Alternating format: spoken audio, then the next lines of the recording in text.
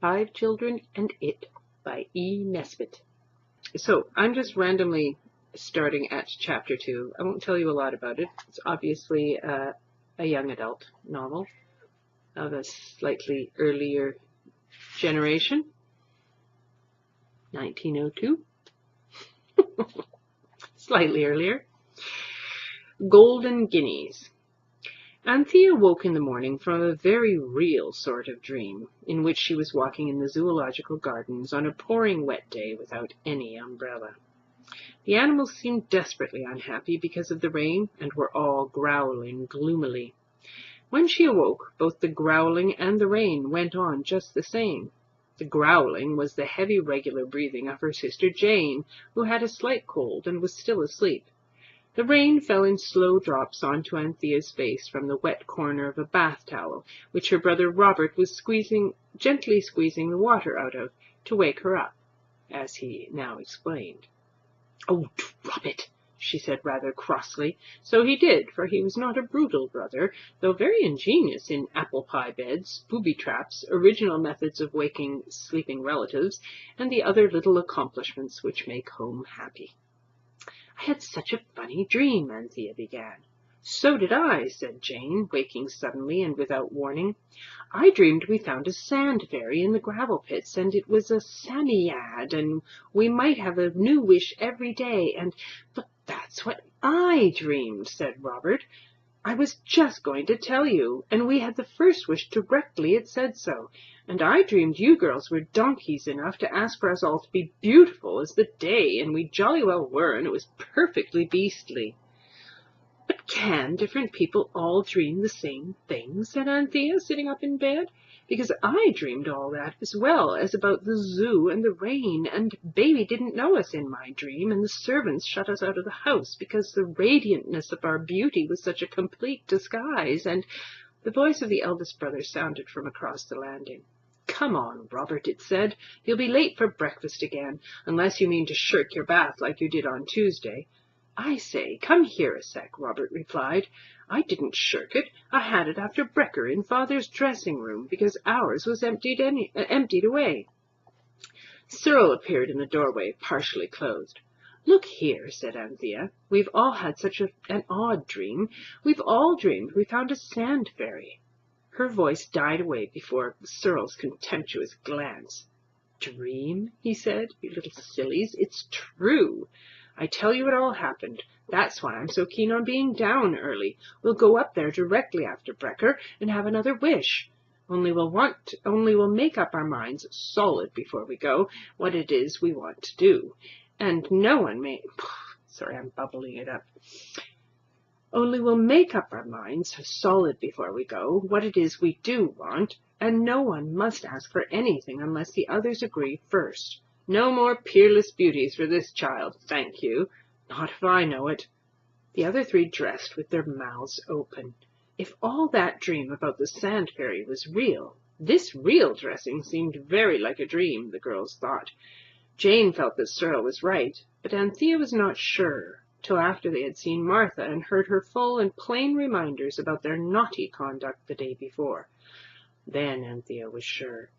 "Because," said she, "servants never dream anything but the things in the dream book, like snakes and oysters, and going to a wedding, that means a funeral, and snakes are a false female friend, and oysters are babies."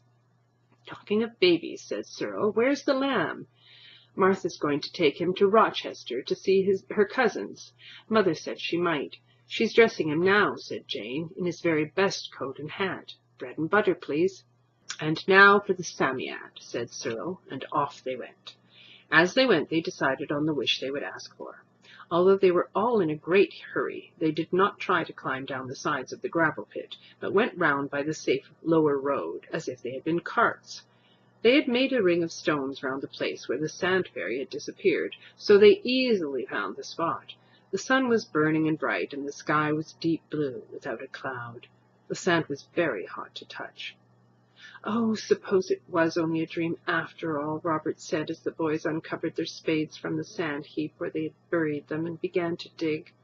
"Suppose you were a sensible chap," said Cyril. "One's quite as likely as the other." Suppose you kept a civil tongue in your head, Robert snapped. Suppose we girls take a turn, said Jane, laughing. You boys seem to be getting very warm. Suppose you don't come shoving your silly oar in, said Robert, who was now warm indeed. We won't, said Anthea quickly. Robert, dear, don't be so grumpy. We won't say a word. You shall be the one to speak to the fairy and tell him what we've decided to wish for. You'll say it much better than we shall. Suppose you drop being a little humbug, said Robert. Oh, but not crossly. Look out. Dig with your hands now. And so they did, and presently uncovered the spider-shaped, brown, hairy body, long arms and legs, bat's ears and snail's eyes of the Sand Fairy himself. Everyone drew a deep breath of satisfaction, for now, of course, it couldn't have been a dream. The Psammead sat up and shook the sand out of its fur. How's your left whisker this morning? Said Anthea politely. Nothing to boast of, said it. It had rather a restless night, but thank you for asking. I say, said Robert, do you feel up to giving wishes today? Because we very much want an extra one besides the regular one. The extra's a very little one, he added reassuringly. Humph, said the Sand Fairy. If you read this story aloud, please pronounce humph exactly the way it's spelled, for that is how he said it. Humph! Do you know, until I heard you being disagreeable to each other just over my head, and so loud, too, I really quite thought I had dreamed you all. I do have very odd dreams sometimes. Do you? Jane hurried to say, so as to get away from the subject of disagreeableness. I wish, she added politely, you'd tell us about your dreams. They must be awfully interesting. Is that the day's wish? Said the Sand Fairy, yawning. Cyril muttered something about just like a girl, and the rest stood silent. If they said yes, then good-bye to the other wishes they had decided to ask for. If they said no, it would be very rude, and they had all been taught manners and had learned a little too, which is not at all the same thing. A sigh of relief broke from all lips when the Sand Fairy said, If I do, I shan't have strength to give you a second wish, not even good tempers, or common sense, or manners, or little things like that. We don't want you to put yourself out at all about these things. We can manage them quite well ourselves, said Cyril eagerly, while the others looked guiltily at each other and wished the fairy would not keep all on about good tempers, but give them one good rowing if it wanted to, and then have done with it. Well, said the Psammead, putting out his long snail's eyes so suddenly that one of them nearly went into the round boy's eyes of Robert. Let's have the little wish first. We don't want the servants to notice the gifts you give us. Are kind enough to give us, said Anthea in a whisper. Are kind enough to give us, I mean, said Robert. The fairy swelled himself out of it, let his breath go, and said, I've done that for you. It was quite easy. People don't notice things much anyway. What's the next wish? We want, said Robert slowly, to be rich beyond the dreams of something or other. Avarice, said Jane. So it is, said the fairy unexpectedly, but it won't do you much good. That's one comfort, it muttered to itself. Come, I can't go beyond dreams, you know. How much do you want, and will you have it in gold or notes? Oh, gold, please, millions of it. This gravel pit full be enough? Said the fairy in an offhand manner. Oh, yes. Then get out before I begin, or you'll be buried alive in it. It made its skinny arms so long and waved them so frighteningly that the children ran as hard as they could towards the road by which carts used to come out. By which carts? It made its skinny arms so long and waved them so frighteningly that the children ran as hard as they could toward the road by which carts used to come to the gravel pits. Only Anthea had presence of mind enough to shout a timid, Good morning! I hope your whisker will be better tomorrow, as she ran. On the road they turned and looked back, and they had to shut their eyes and open them very slowly, little bit at a time, because the sight was too dazzling for their eyes to be able to bear it. It was something like trying to look at the sun at high noon on Midsummer Day, for the whole of the sand pit was full, right up to the very top, with new shining gold pieces, and all the little sand martins' little front doors were covered out of sight.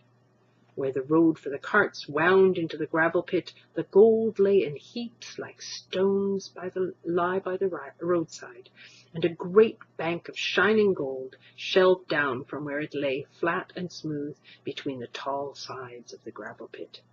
And all the gleaming heap was minted gold, and on the sides and edges of those countless coins the midday sun shone and sparkled and glowed and gleamed till the quarry looked like the mouth of a smelting furnace, or one of the fairy halls that you see sometimes in the sky at sunset. The children stood with their mouths open, and no one said a word. At last Robert stopped and picked up one of the loose coins from the edge of the heap by the cart road and looked at it. He looked on both sides. Then he said in a low voice quite different to his own, "It's not sovereigns." "It's gold, anyway," said Cyril, and now they all began to talk at once. They all picked up the golden treasure by handfuls and let it run through their fingers like water, and the chink it made as it fell was wonderful music. At first they quite forgot to think of spending the money, it was so nice to play with. Jane sat down between two heaps of gold, and Robert began to bury her, as you bury your father in sand when you are at the seaside and he has gone to sleep on the beach with his newspaper over his face. But Jane was not half buried before she cried out, "Oh, stop! It's too heavy! It hurts!" Robert said, "Bosh!" and went on. "Let me out, I tell you!" cried Jane, and was taken out very white and trembling a little. "You've no idea what it's like," said she. "It's like stones on you, or like chains." "Look here," Cyril said, "if this is to do us any good, it's no good our staying gasping at it like this. Let's fill our pockets and go and buy things. Don't you forget, it won't last after sunset." "I wish we'd asked the Psammead why things don't turn to stone. Perhaps this will. I'll tell you what, there's a pony and cart in the village." "Do you want to buy that?" asked Jane. "No, silly, we'll hire it, and then we'll go to Rochester and buy heaps and heaps of things. Look here, let's each take as much as we can carry. But it's not sovereigns. They've got a man's head on one side and a thing like the ace of spades on the other. Fill your pockets with it, I tell you, and come along. You can jaw as we go, if you must jaw."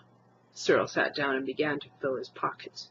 "You made fun of me for getting father to have 9 pockets in my Norfolks," said he. "But now you see." They did, for when Cyril had filled his 9 pockets and his handkerchief and the space between himself and his shirt front with gold coins, he had to stand up. But he staggered and had to sit down again in a hurry. So there's Cyril with his lumpy jacket. "Throw out some of the cargo," said Robert. "You'll sink the ship, old chap. That comes of 9 pockets." And Cyril had to. Then they set off to walk to the village. It was more than a mile, and the road was very dusty indeed, and the sun seemed to get hotter and hotter, and the gold in their pockets got heavier and heavier. It was Jane who said, "I don't see how we're to spend it all. There must be thousands of pounds among the lot of us. I'm going to leave some of mine behind this stump in the hedge, and directly we get to the village we'll buy some biscuits. I know it's long past dinner time." She took out a handful or two of gold and hid it in the hollows of an old hornbeam. "How round and yellow they are," she said. "Don't you wish they were gingerbread nuts and we were going to eat them?" "Well, they're not, and we're not," said Cyril. "Come on."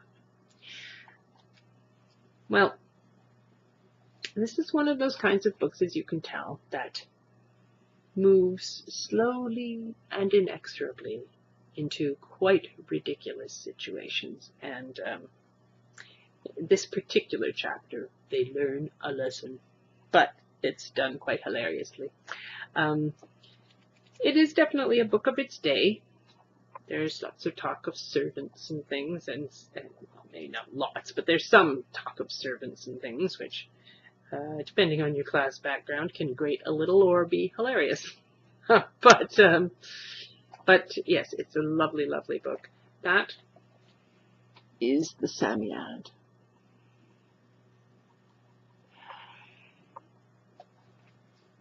Five Children and It by E. Nesbit.